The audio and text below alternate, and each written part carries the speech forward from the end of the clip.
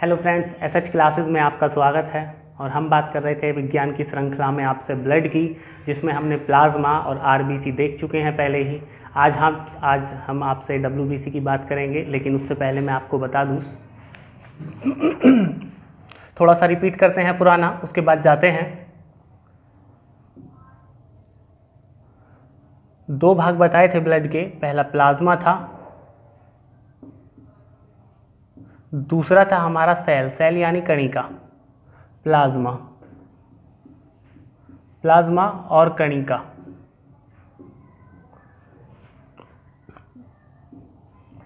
साठ प्रतिशत भाग बनाता है ये ब्लड का, और ये 40% भाग बनाता है।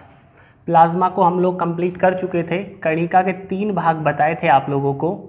उसमें सबसे पहला बताया था आपको आरबीसी, दूसरा बताया था आपको डब्ल्यूबीसी, और तीसरा बताया था आपको प्लेट। ये आपको बताया था। आरबीसी को हम कंप्लीट कर चुके हैं, डब्ल्यूबीसी और प्लेट की बात आज करेंगे। डब्ल्यूबीसी यानी वाइट ब्लड सेल।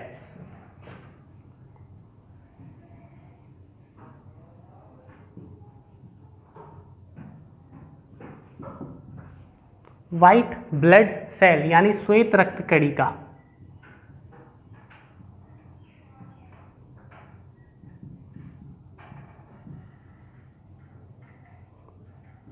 श्वेत रक्त कणिका। श्वेत के बारे में मैं आपको पहले ही बता चुका हूं कि वाइट का मतलब होता है सफेद, लेकिन यहां पर है श्वेत यानी सफेद जिसमें हल्का सा पीला रंग मिला हुआ हो। हल्का पीले रंग पे होता है ये श्वेत रक्त कणिका। श्वेत रक्त कणिकाओं की जो संख्या है ये 6000 से 8000 के बीच में होती है। 6000 से 8000 प्रति घन मिलीमीटर रक्त में। घन मिलीमीटर रक्त में होती है।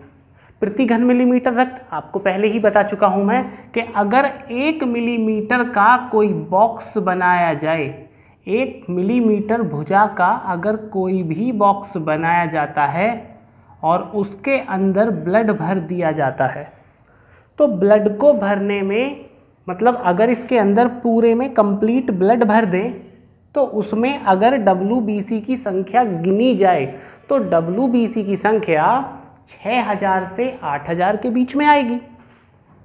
यहां पर महिला हो या पुरुष, या तो फीमेल हो या मेल हो, दोनों में संख्या 6000 से 8000 तक ही होती है। आरबीसी की जब हमने बात करी थी तो वहां पर अगर हमने महिलाओं की बात करी थी, फीमेल की, तो उनमें 45 से 50 लाख बताया था। 45 से 50 लाख बताया था। और अगर पुरुषों की बात करी थी तो 50 से 55 लाख बताया था। 50 से 55 लाख या 60 लाख। अगर इस तरीके से देखा जाए तो आरबीसी और डब्ल्यूबीसी दोनों के बीच में एक रेशो बन जाता है। रेशो बनता कैसे है? अगर टोटल आरबीसी को टोटल डब्ल्यूबीसी से भाग दे दिया जाए तो आरबीसी और डब्ल्यूबीसी के बीच में एक अनुपात आ जाता है। आरबीसी और डब्ल्यूबीसी के बीच में अनुपात आ जाता है, और वो अनुपात माना जाता है 600 अनुपात, ये बराबर का चिन्ह माना जाता है 1 का। यानी अगर ब्लड में आरबीसी की संख्या 600 है, देन डब्ल्यूबीसी की संख्या 1 है। 600 अनुपात 1 का अनुपात माना जाएगा आरबीसी और डब्ल्यूबीसी में। हो गया। साथ में बात रखी थी आरबीसी के जीवन काल की। हमने बात करी थी कि भाई कितना होता है आरबीसी का जीवन काल। तो जो आरबीसी का जीवन काल आपको बताया था वो 20 दिन से लेकर 120 दिन के बीच में बताया था। लेकिन डब्ल्यूबीसी का जो जीवन काल है वो आरबीसी की तुलना में बहुत कम होता है। आप मान के चलिए 2-4 दिन का ही होता है वो। 2 दिन, 4 दिन या 5 दिन भी मान सकते हैं। 2-4 दिन का ही जीवन काल होता है।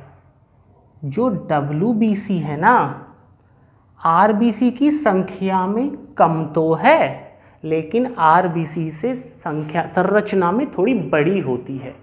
बड़ी का मतलब इतनी बड़ी नहीं, मतलब बहुत छोटी मात्रा में बड़ी होती है। जो RBC है हमारी वो छोटी होती है, लेकिन जो WBC है वो बड़ी होती है।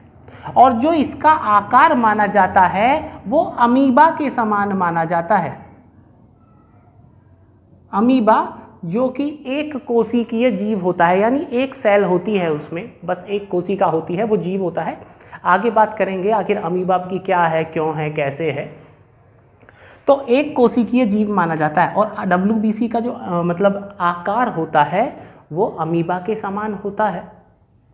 उसके अलावा बात करते हैं, WBC दो प्रकार की होती है।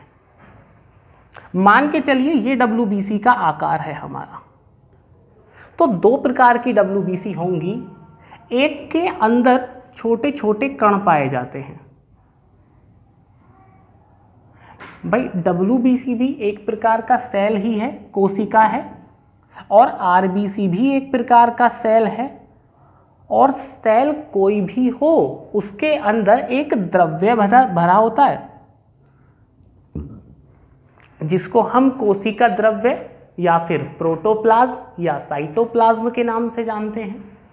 उसी प्रकार से WBC के अंदर भी द्रव्य भरा हुआ है, लेकिन उस द्रव्य में छोटे छोटे कण पाए जा रहे हैं, छोटे छोटे टुकड़े पाए जा रहे हैं। और दूसरी जो WBC है उसके अंदर छोटे कण नहीं पाए जा रहे, बट द्रव्य है अंदर, द्रव्य अंदर भरा हुआ है, बट छोटे कण नहीं पाए जाते। इस आधार पर WBC दो प्रकार की हो जाती हैं। एक जिसके अंदर छोटे छोटे कण पाए जाएं, दूसरा जिसके अंदर छोटे कण नहीं पाए जाएं।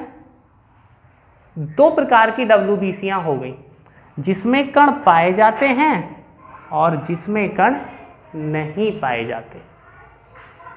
जिसमें कण पाए जाते हैं उनको कणिका मैं बोलते हैं। कणिका में WBC, और ये तीन प्रकार की होती है। भाई हमने देखा WBC दो प्रकार की हैं, एक जिनके द्रव्य में छोटे कण पाए जाएं, दूसरा जिनके द्रव्य में छोटे कण ना पाए जाएं। जिनके द्रव्य में छोटे कण पाए जाते हैं उनको बोलते हैं कणिका में, यानी छोटे छोटे कण पाए जा रहे हैं तो इसलिए कणिका में। छोटे छोटे कण पाए जा रहे हैं तो इसलिए कणिका में। अगर छोटे कण नहीं पाए जा रहे हैं तो कणिका रहित।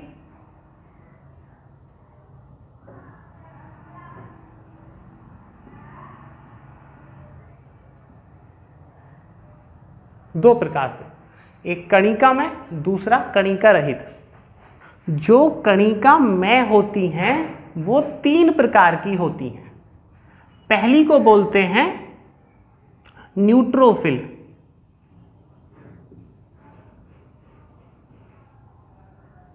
दूसरी को बोलते हैं बेसोफिल,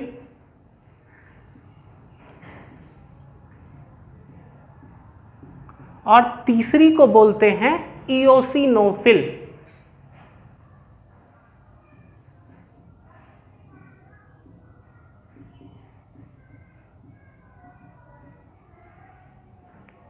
ये तीन प्रकार की हो गई, न्यूट्रोफिल, बेसोफिल और इओसिनोफिल।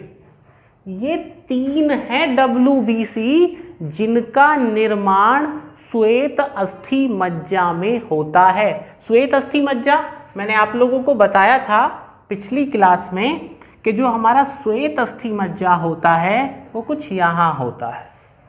कि मान के चलिए कि ये हमारा बोन है, कुछ इस टाइप से, इसके बीच में जो ये वाला एरिया खोखला होता है इसमें भरा होता है श्वेत अस्थि मज्जा। श्वेत अस्थि मज्जा या फिर पीला अस्थि मज्जा, इसको हम जो भी बोलें, जिस नाम से भी जानते हैं, पीला अस्थि मज्जा भी बोलते हैं और श्वेत अस्थि मज्जा भी बोलते हैं। इसमें भरा होता है भाई, इसके कारण WBC बनती है। कौन सी वाली WBC? न्यूट्रोफिल, बेसोफिल और इओसिनोफिल, ये 3 प्रकार की जो WBC हैं वो श्वेत अस्थि मज्जा में बन रही हैं। लेकिन जिसके द्रव्य में कणिका नहीं पाई जाती है वो श्वेत अस्थि मज्जा में नहीं बनती हैं, वो बनती हैं लिम्फ नोड में।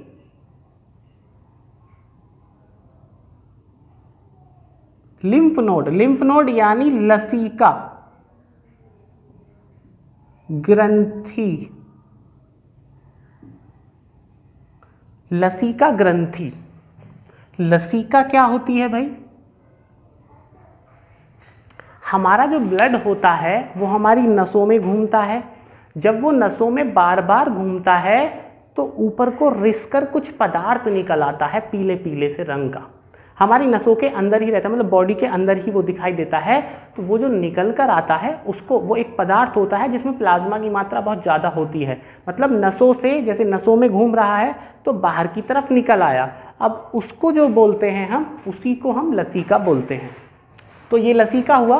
तो उसी की एक ग्रंथि भी होती है, आगे बात करेंगे क्या होता है लसिका ग्रंथि। ये लसिका ग्रंथि में हमारी कणिका रहित WBC बनती हैं, जो 2 प्रकार की होती हैं। 2 प्रकार की। पहली को बोलते हैं लिम्फोसाइट,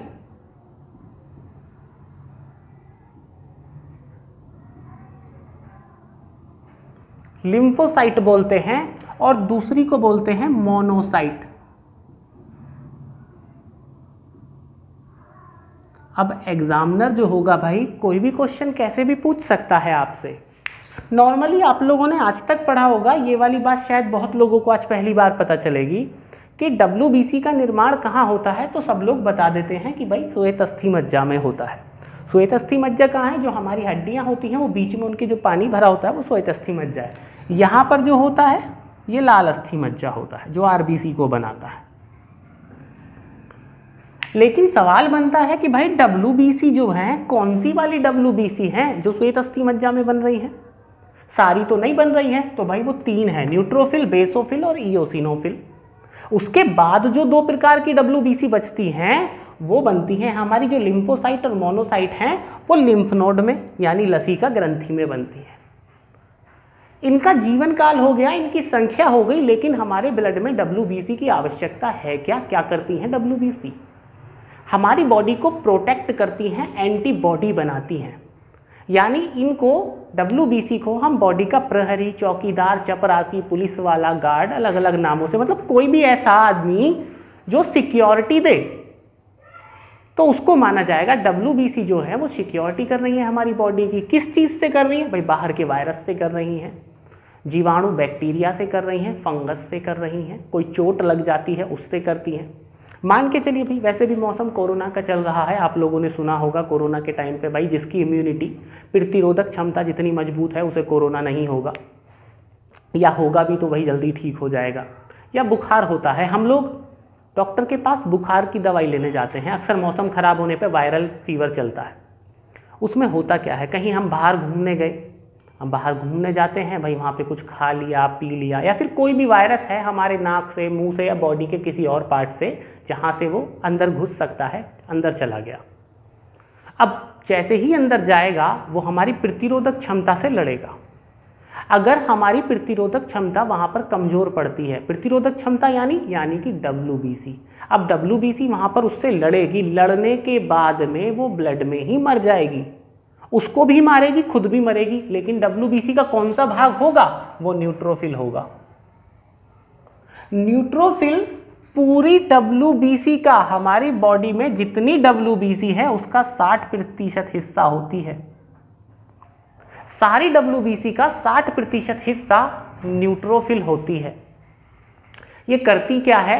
अब ये जीवाणु को खा जाती है, मार देती है, लेकिन खुद भी मरती है। कहाँ मरती है? ब्लड में मर जाती है। कोई बाहर से जीवाणु आया, इधर से WBC, दोनों के बीच में अटैक हो गया, लड़ाई झगड़ा हो गया, WBC भी मर गई, इधर ये भी कम हुआ। अगर ये पूरे तरीके से खत्म हो गया तो व्यक्ति स्वस्थ रह जाएगा। लेकिन मान के चलिए कि ये लड़ा, WBC लड़ी, WBC कम हो गई, इसकी संख्या कम होती जा रही है। जब इसकी संख्या कम होती जा रही है तो ये तो मजबूत हो रहा है। अब हमको फीवर, जुकाम या फिर कोई भी ऐसा जिसका ये वायरस या बैक्टीरिया हमारी बॉडी में घुसा है उसका इन्फेक्शन आ जाएगा, असर हो जाएगा, हम लोग डॉक्टर के पास जाएंगे। डॉक्टर के पास जाने के बाद डॉक्टर हमको मेडिसिन देगा।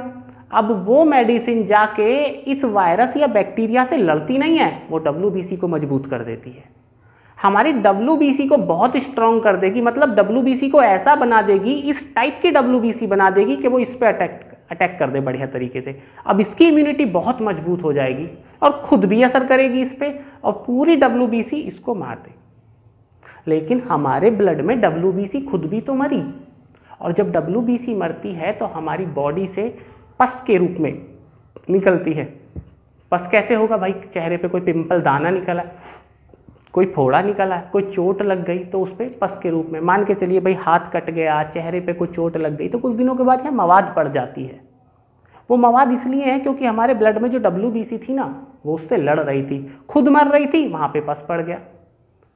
जब तक पस पड़ता रहता है मानो तब तक WBC मर रही है, और जब WBC मरना बंद हो जाती है पस पड़ना बंद हो जाता है। तो इसलिए जिनकी WBC कमज़ोर होती है चेहरे पे दाने वाने ज़्यादा निकलते हैं भाई। आगे चलते हैं, कहानी को आगे बढ़ाते हैं। ये WBC का पूरा है, ठीक है। इसके अलावा जो WBC में बात बनती है वो बनती है भाई, एक बात मान के चलिए आप, WBC को भी तो पोषण की आवश्यकता है, क्योंकि WBC भी तो सेल है।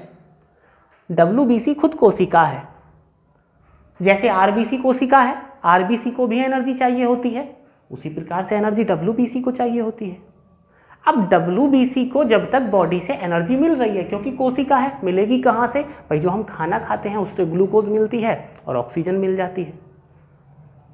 अगर WBC की संख्या बढ़ने लग जाए बॉडी में किसी भी कारणवश, और हमारी बॉडी में जितनी ग्लूकोज और ऑक्सीजन जा रही थी WBC के लिए पर्याप्त नहीं है, तो जो ये WBC है ना, ये RBC को खाना शुरू कर देती है। WBC RBC को खाना शुरू कर देगी, क्योंकि WBC की संख्या बढ़ गई। अब उसको पाचन, मतलब उसको चाहिए एनर्जी, एनर्जी के लिए वो इसको पचा देगी, इसको पचाएगी, गुच्छा बनता चला जाएगा, that is blood cancer. WBC की संख्या में अचानक हो जाने वाली वृद्धि, अचानक इनकी संख्या में 6000 से 8000 है, अचानक 1 लाख हो जाए। अब जैसे ही 1 लाख होगी वो RBC को खाना शुरू कर देगी। अब भाई या तो इसको खून चढ़वाए जाओ बराबर, इसका खून बदलवाओ, जितनी खून था सारा खून निकलवा दो, WBC निकल जाएगी, और नया खून दिलवा दो, नई RBC और WBC पहुंचेगी। तो कुछ समय के लिए उसकी लाइफ तो बढ़ सकती है, बट कैंसर खत्म नहीं होगा, क्योंकि कैंसर के लक्षण तो बॉडी में आ गए। अब उसको तो प्रॉपर तरीके से भाई किस तरीके से खत्म किया जाए, अभी तो इलाज है नहीं ब्लड कैंसर का। तो जो हमारी WBC है, इनकी संख्या बहुत ज़्यादा बढ़ जाए तो भी नुकसान देगी, कम हो जाए तो भी नुकसान देगी। कम हो गई तो व्यक्ति बीमार हो जाएगा, बहुत ज़्यादा हो गई तो उसको ब्लड कैंसर हो जाएगा, क्योंकि RBC को पचाना शुरू कर देगी। तो इसलिए बॉडी में इनका संतुलन आवश्यक है।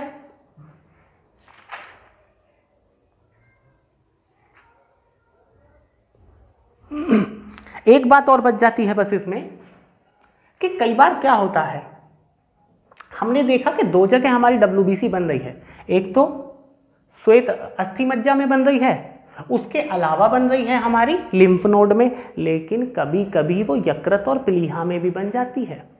जो हमारा यकृत, मतलब यकृत यानी लीवर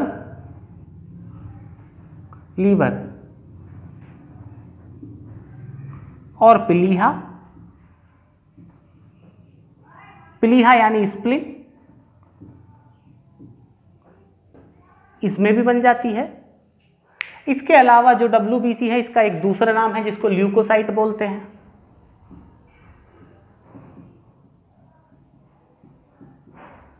इसको ल्यूकोसाइट भी बोला जाता है। इसके अलावा WBC में कुछ नहीं है। WBC के बाद बात करते हैं हम प्लेट की। प्लेट क्या है, कैसे है? प्लेट का कुछ खास काम नहीं है, लेकिन बहुत खास भी है। प्लेट की बात करते हैं, उससे पहले मैं मिटा देता हूं ये।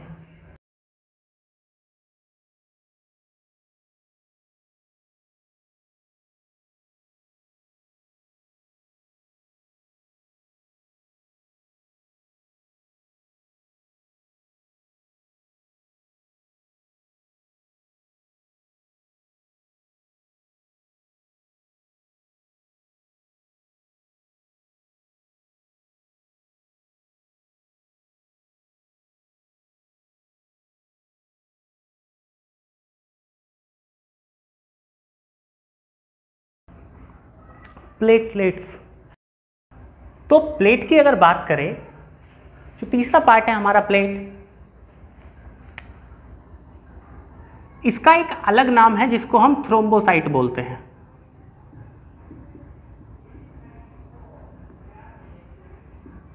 थ्रोम्बोसाइट। इसमें कुछ खास बात नहीं है, बस इसकी आप ये बात याद रखिएगा कि इसका जो निर्माण होता है वो हमारी जो अस्थि मज्जा, वही बोन मैरो, उसके टूटने से होता है। उसकी जो टूट फूट होगी उससे प्लेट का निर्माण होगा। इसका आकार अनियमित होता है, कोई आकार निश्चित नहीं है, किसी भी आकार की हो सकती है। कोई निश्चित आकार नहीं है, किसी भी आकार की हो सकती है। भाई इसका कार्यकाल की बात आती है तो वही 2-4-5 दिन का माना जाता है, 3 से 5 दिन का। अनियमित आकार की तो होती है लेकिन संख्या में काफी ज्यादा होती है, लगभग 1.5 से 5.5 लाख तक होती है। कितनी होगी? वही भाई प्रति घन मिलीमीटर रक्त में, मिलीमीटर रक्त में। इसका मेन काम क्या है? इसका मेन काम है कि ये हमारे रक्त का थक्का बनाती है। थक्का यानी क्लॉट, हमारे ब्लड का जम जाना। कैसे जमना? कहीं पर बॉडी में कट लगा, ब्लड बाहर निकला और वहां पर सूख जाता है ब्लड, उसको बोलते हैं थक्का, या आम भाषा में हम खुरंट भी कह देते हैं। उस ब्लड का जम जाना। जमता कैसे है? हमारा ब्लड जैसे ही ऑक्सीजन या फिर निर्वात, ऑक्सीजन नहीं, आप हवा मानिए, ऑक्सीजन का कोई रोल नहीं है यहाँ। जैसे ही ब्लड हवा के टच में आता है या फिर निर्वात में, हवा के टच में ना आए, निर्वात एक ऐसी जगह होती है जहां पर हवा होती नहीं, यानी हम पृथ्वी का वायुमंडल क्रॉस कर जाएं, उसको हम निर्वात कहते हैं। हवा का मतलब आप समझते ही हैं कि भाई हम पृथ्वी के वायुमंडल में हैं। जैसे ही हमारा ब्लड इनके टच में आता है तुरंत वहां पर ब्लड का थक्का जम जाता है, यानी ब्लड का क्लॉट बन जाता है, ब्लड हमारा सूख जाता है, हम ब्लड क्लॉटिंग बोलते हैं। मेन काम, लेकिन इसमें करता क्या है? तो मैं आपको पहले लेक्चर में बता चुका हूं कि भाई फाइब्रिनोजन जो होता है हमारा, फाइब्रिनोजन एक प्रोटीन होता है, हमारे ब्लड प्लाज्मा में पाया जाता है जो, और ये प्रोटीन होता है जो हमारे रक्त का थक्का जमाने में काम करता है। इस फाइब्रिनोजन या फिर भाई विटामिन के, ये भी ब्लड का थक्का जमाने में काम कर रहा है। प्लेट का काम कितना है? ये ब्लड का थक्का जमाता है। ये प्लेट वही है भाई जो आपने डेंगू के काटने से सुना होगा कम हो जाती हैं। जो डेंगू मच्छर होता है उसके काटने से इनकी संख्या कम हो जाती है, और भाई बकरी का दूध, पपीते के पत्ते वगैरह का पानी पी लो तो इनकी संख्या बढ़ जाती है। 1.5 लाख से 5.5 लाख तक इनकी संख्या होती है। टूट फूट से बनती है, इनका आकार कोई निश्चित नहीं होता। बस एक बात है कि प्लेट बस उसके ब्लड में पाई जाती है जो स्तनीय स्तनधारी होता है, यानी मैमल्स।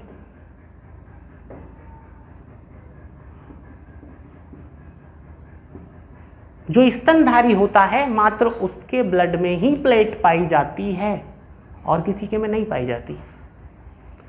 आप लोग बताइएगा, जो स्तनधारी होता है उसका कान के संदर्भ में कैसे निर्धारण करते हैं कि कौन स्तनधारी है, कौन स्तनधारी नहीं है? कमेंट करके बताइएगा कि उसका कान से क्या रिलेशन है। बस प्लेट के बारे में इतना ही। इसके अलावा जो आप लोगों से बात करेंगे वो बचती है रुधिर के कार्य, जो रक्त के कार्य हैं। तो भाई कार्य क्या है वो आप लोग बेहतर जानते हैं। ब्लड के कार्य में आप सबसे पहले मान सकते हैं भाई घाव को भरता है। घाव को भरने के अलावा ऑक्सीजन लाता ले जाता है, आरबीसी का काम है। उसके अलावा जो हमारी बॉडी में प्रोटीन है, हमारी मसल्स बनाता है भाई, प्रोटीन है प्लाज्मा में। उसके हालांकि आरबीसी में भी है कुछ प्रोटीन, अगले लेक्चर में उसकी बात करेंगे। उसके अलावा हमारे बॉडी के अंगों को एक दूसरे से जोड़ता है, ये बात जानते हैं क्योंकि ब्लड एक संयोजी ऊतक है। उसके अलावा बॉडी का टेम्परेचर नॉर्मल रखता है। नॉर्मल एक स्वस्थ मनुष्य का जो टेम्परेचर माना जाता है वो 37 डिग्री सेंटीग्रेड होता है और 98.6 डिग्री फ़ारेनहाइट होता है। हम फिजिक्स में बात करेंगे एक दूसरे को कैसे इसमें चेंज करते हैं। इसको अगर इससे ज़्यादा बढ़े तो हमको बुखार, ज्वर या फीवर के नाम से जानते हैं, ये बीमारी मानी जाती है। हमारे दिल की धड़कन पर डिपेंड करता है, मतलब ब्लड जो है शरीर का तापमान नियंत्रित रखता है। मतलब टोटल जितने भी रक्त के कार्य हैं आप कॉमन सेंस के आधार पर निर्धारित कर सकते हैं भाई क्या क्या काम है। बाकी जो हमारे ब्लड का पोर्शन बच जाता है उससे हम अगली क्लास में बात करेंगे। लेकिन आप इस वीडियो को देखने से भी पहले आप पुरानी वीडियो देखिए जिसका लिंक है डिस्क्रिप्शन में, आप लिंक ले लीजिएगा। ठीक है, आपसे अगली क्लास में मिलते हैं। Thank you.